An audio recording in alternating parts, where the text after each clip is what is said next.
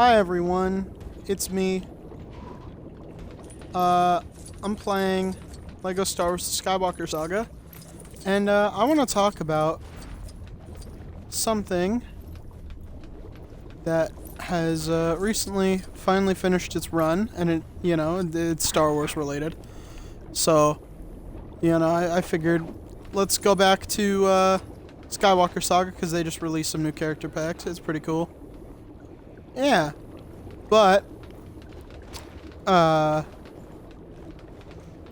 we're gonna talk about Andor, and I just feel like maybe I'm taking crazy pills, but I genuinely really don't get what all the fuss was about. Honestly,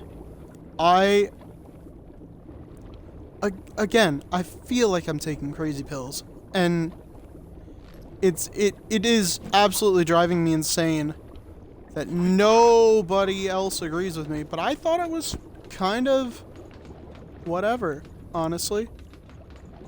It's not anything terrible, Hang on, wait. Sorry, I thought I was gonna sneeze. It wasn't terrible. It wasn't, it didn't, like, kill my dog or anything. Or, fucking shoot me in the penis or whatever. But I thought it was so, like, mid, honestly.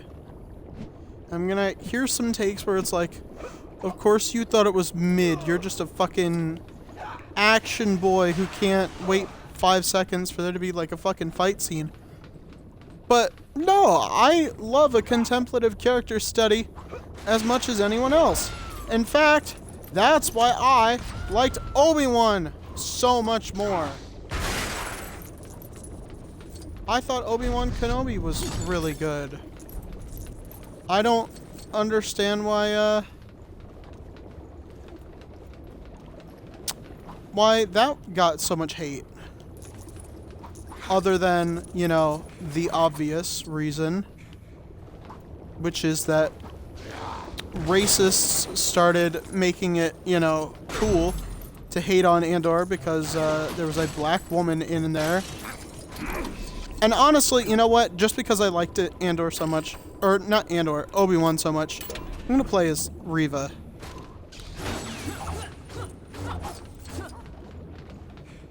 Yeah, I'm gonna play as Reva just because I liked Obi-Wan so much. I thought Obi-Wan was a great show. And I don't understand the hate, to be honest. Also, I don't understand where the hell... Oops. The thing is here. The switch for that little, kyber brick there in the middle. Yeah, no say, but I don't know, I guess I'll figure it out later. But yeah, Andor, let's break it down. Let's break it down by episodes, right?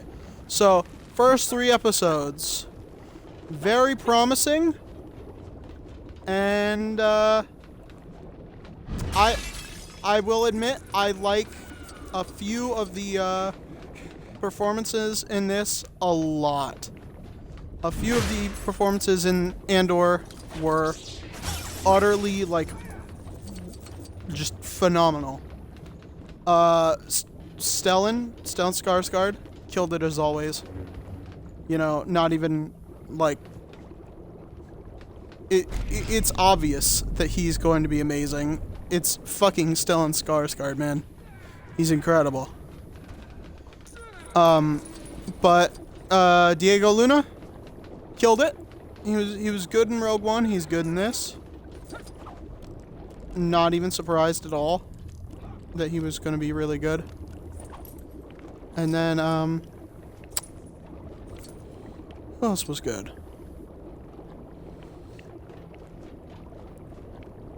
who else was really good that I wanted to give a shout out to? I don't know if there was any other like standout performances. Oh, Andy Serkis. Andy Serkis, Kino Loy. Great performance. I honestly do hope that they make him Snoke. Just because, like, fucking why not? But, yeah. Kino Loy was a good character.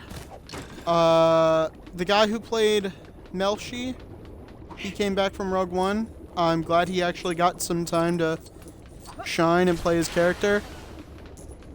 I thought he was pretty good. But, no, I think, yeah, Stellan got a really good monologue. Diego didn't really get too much time to do anything, like, super incredible, amazing, in terms of, like, monologue-wise. For, just regarding, you know, like I said, like, monologue-wise, you know, he had a much stronger one in Rogue One. This will fetch me a fair few portions. Yeah, Rogue One had a really good monologue from him, and this one, I didn't remember any that were really well and truly, like, phenomenal or whatever. I just kind of thought, he kind of let other people, or like Tony Gilroy let other people sort of take the reins, as it were, on that whole front. So, 2. So there, and there. Okay.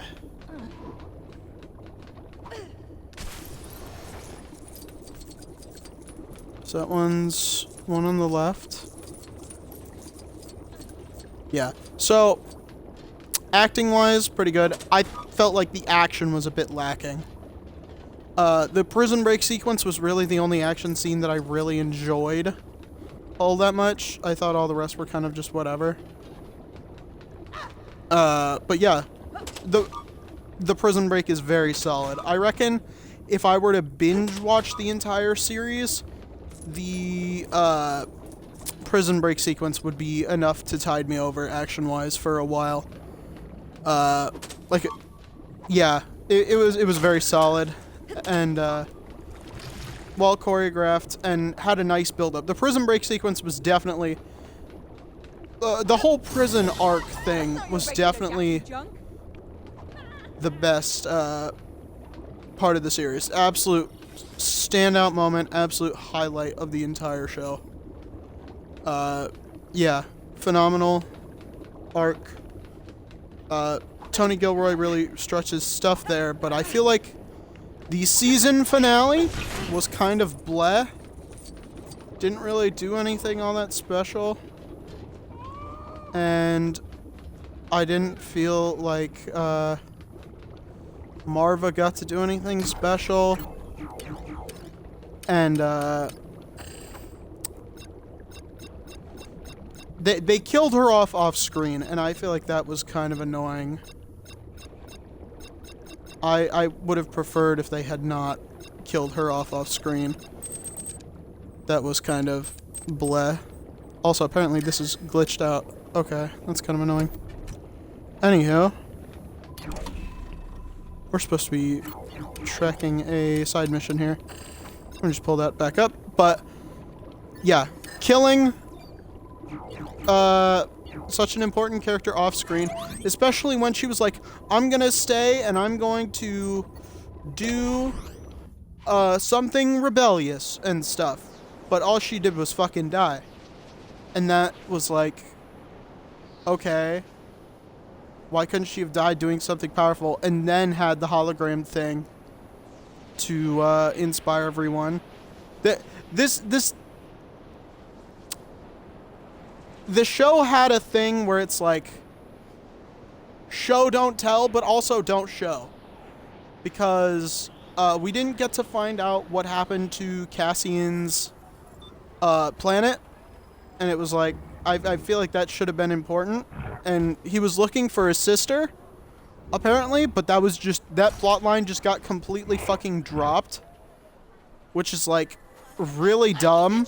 I don't know why they just decided to drop that plot line. Like, not even, like, a full episode in, and he just stops looking for his sister.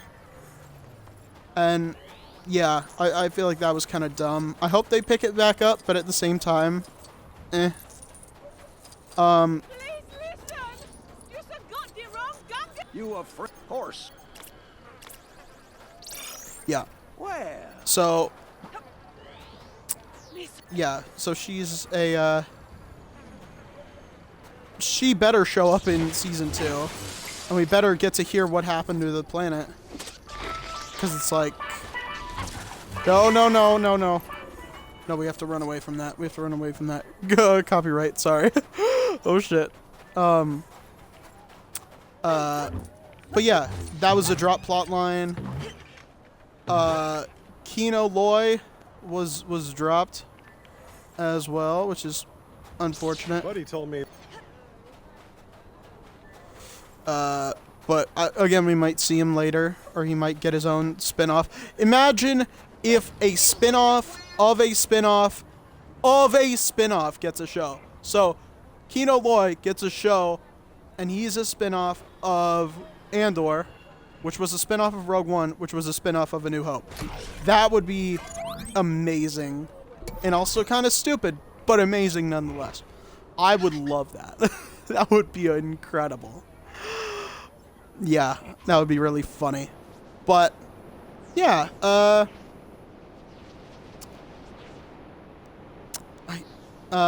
yeah, drop plot lines is a criticism.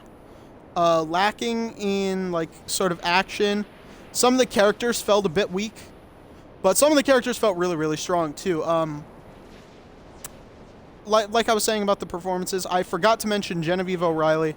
Phenomenal. She got her part in a deleted scene in Revenge of the Sith, and they brought her back for Rogue One, and she's just been playing Mon Mothma, like, ever since in live action. And she's been doing such a good job. I fucking love her performance. I'm glad we get to see more of her. I mean, I feel like the name of the show should not be Andor if Mon Mothma and Andor do not meet in the first fucking season. That's what I'm thinking. I don't think it should be called Andor if it's going to be an ensemble show with Luthen and Mon Mothma and Vel and Cinta and yeah, because the Vel and the Cinta and the Luthen and the Mon Mothma, they all connect, but I guess Andor doesn't play into the Mon Mothma side, and Mon Mothma doesn't play into the Andor side. So I don't know. I guess it's something. I wish they had connected those by the end of the season. Maybe if they had given it like a few more episodes. But at the same time, you know, I understand because it had gone on literally like almost the entire semester for me because it started I think the day before my first test in this semester, and my my third of 4 tests was just was just before the last episode of the season. So it's been going on for quite a while. And it's just like, oh wait, let me just kill these. Yeah, it had been going on long enough. The season would have been going on too long. Wouldn't have worked out. Just like lengthwise. Yeah, so they had to end the season. I understand why it didn't connect. You know, only so much time. They would have figured it out eventually. I don't know what I'm supposed to do here. Anybody there? Yeah, I don't know what I'm supposed to do with this gun. Good. Anywho.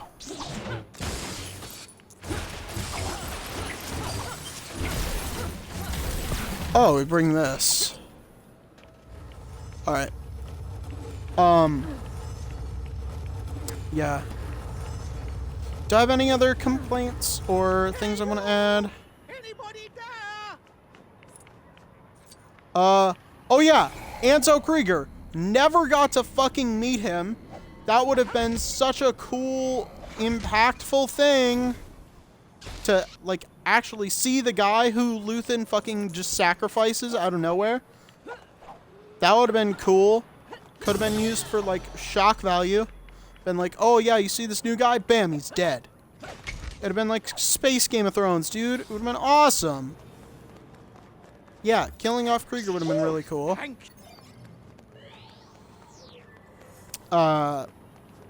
Yeah, so that's a complaint. Yeah. I guess other than that, I'm really struggling to think of, like, more compliments and more insults. Oh, it was cool to see Forrest Whitaker, Saw Gerrera. Always love Forrest Whitaker, and I always love Saw Gerrera. So good to have the combination of the two. You know, back in action. I do like that there's sort of like no Force stuff in this. No mention of Jedis. The only Force user who gets mentioned is the Emperor, and not in a Force user context. So it's just like no Force, completely grounded type thing. And, you know, I'm a big fan of, like, Jedi and the mystical side of Star Wars, but it's like, it's cool to just have something that's, like, completely grounded. Because Rogue One was pretty grounded, but it wasn't, like, all the way. Because we got that scene at the end, and, you know, he's the, we had Chirrut, who's the Guardian of the Wills. So, it was, like, grounded, except not really. And this whole season, with just nothing at all. In terms of, like, like, you know, like Star Wars Force shit. Just really, really cool to just avoid any Force preferences. And, yeah. That was cool. Again, struggling to think of more stuff to, talk about here. It's just kind of, you know, we are better that we have it, but I'm not gonna pretend like it was anything mind-boggling or incredible, really. And I don't know why everyone's taking crazy pills and saying that it was like a masterpiece or anything. I really don't think it was. I think it's, I guess probably like a B minus. Better than Tales of the Jedi, because Dave Filoni can't fucking help himself, and he decanonized some shit that was way better than what he did. So, I'm pissed about that. Yeah, mini Tales of the Jedi review. The Count Dooku stuff was awesome. The Ahsoka stuff was pretty shitty. So, yeah, if you're gonna watch it, watch for the Count Dooku stuff, because they got Liam Neeson and they got Ian McDiarmid. It's incredible. Skip the Ahsoka stuff. Just read the Ahsoka novel. The one where she's like escapes Order 66 and gets her new lightsaber stuff. Yeah, just don't even bother with don't even bother with anything else from that one. Yeah. But for Andor, I guess I would rate it I liked Book of Boba Fett more. I liked Obi-Wan Kenobi probably the most. Probably more than Mandalorian, honestly. Obi-Wan Kenobi was maybe the best show that Star Wars has ever put out. And I'm fully going to admit that that's because, despite all of my, my prequel disagreements and stuff like that, I am still a prequel baby. I still grew up with, you know, Revenge of the Sith was the first movie I ever saw in theaters. So I'm not gonna pretend like I'm not a complete simp for the prequels sometimes. And I do love Ewan McGregor's performance there. So I'm a little bit biased. Not even gonna pretend like I'm not. But at least I you know, at least I admit that I am that, so that way you guys know that I'm a little bit biased. But even with the bias, you guys can still know that I did in fact watch Obi-Wan Kenobi and Andor with an objective, well, about as objective as I can, without getting my personal feelings into it. But art is supposed to be viewed on like a subjective level, and your feelings are supposed to get involved. That's the whole point. So I can try and be as objective as I want, but subjectively, Andor did not click with me, and Obi-Wan Kenobi really, really did. And when it comes down to it, that's sort of what I want from Star Wars, right? I've grown up on Star Wars. I've always said this, and I will keep saying it. First of all, what the hell is going on in the background here? Oh Lord, the incoming darkness is taking over the Coruscant. You guys seeing this? This is terrifying. We're in a black hole. But yeah, no, I grew up on Star Wars. I'll never be able to look at it like fully objectively, but it is 100%. If I'm trying to look at it from an objective perspective, Certainly. as objective as I can, it's Andor's probably just fine. You know, it's not as good as people are giving it credit for. And that's I feel like I'm taking crazy pills whenever I say that. And I will continually die on that hill.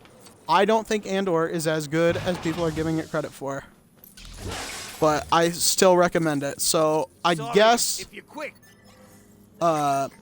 all in all, if I had to give it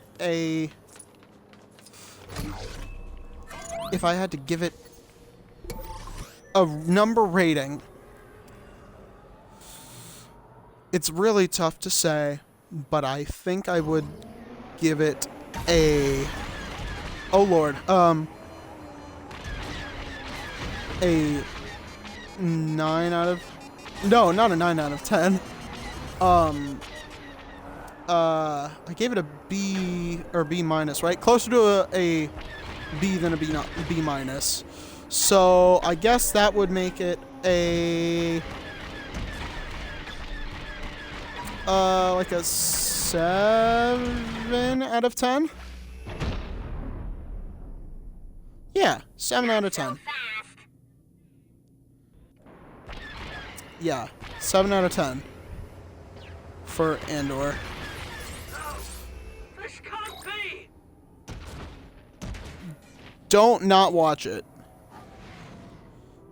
If you like Star Wars, you can watch it. If you don't like Star Wars, you can also watch it. I think you can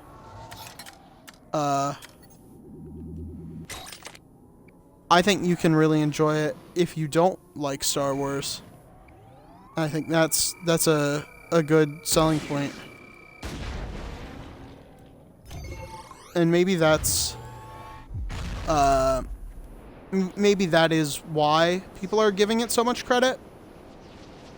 I guess that would make sense. Honestly, all right.